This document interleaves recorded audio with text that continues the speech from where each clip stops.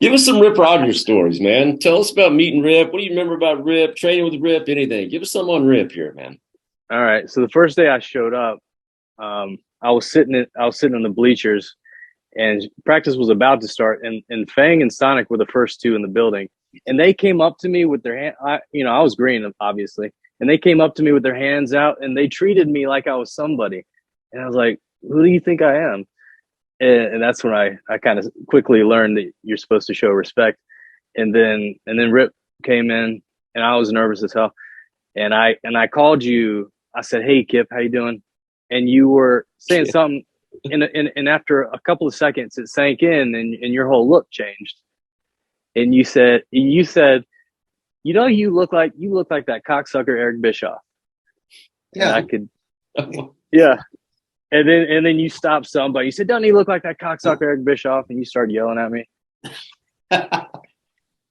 Yeah, that was the worst possible introduction on my behalf. So did he know you called him the wrong name? Like, did it registered. Yeah. Oh yeah. Did you not know his name, or did you just? No, I just misspoke. Just miss. I've done that my whole life. Just misspoke. Just misspoke. So what happened after that? Anything like days later, weeks later? Did you guys? I believe you forgot who I was by the time I got through Joey's class. Thankfully, that's and then I showed up as Ali G, so I bought myself plenty of buffer time between the comments. Time through Joey's class. Then you painted the gimmick face and came out and did the promos, and we all know Rip loves those cheesy ass promos in promo class. And then you were back in, baby, huh? Yeah, I used to rehearse those Ali G promos all week long, and I remember I got up one week and I was running through it and I was doing the British accent, and I lost my place, and I just had to stop. And then Rip got up and you were talking about how over I was, and it didn't matter what the fuck I said because I was colorful and this and that or whatever. And you said, "It don't matter," and you had me start over, and I started over. And I hit the same spot again, and I just went blank again, and I couldn't finish the promo because I just had to rehearse everything. But I always appreciated the backing from Rip, regardless of my quality. I was telling him, man. I was telling him before we got on here how Rip always put you over, and he loved you. And now he's kayfabing the whole thing. No, I can't remember that. He said, "I can't remember nothing." Okay, well. So I never had a move set, but one of the few things I ever started doing was I started doing the Dolph Ziggler slap your leg on the drop kick. Ooh, when I was babyface, when me and Moose were working, and so I came back and I had a big welt on the side of my leg.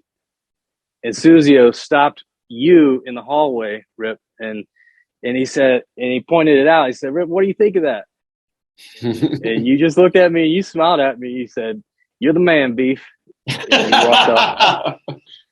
Man, Beefy Wellington, the only person that can do the leg slap and get away with it. Rip still puts it over, man. He must have really liked you. Well, years ago, only the English guys would slap, and they did it so good you could be watching for it and you wouldn't see it.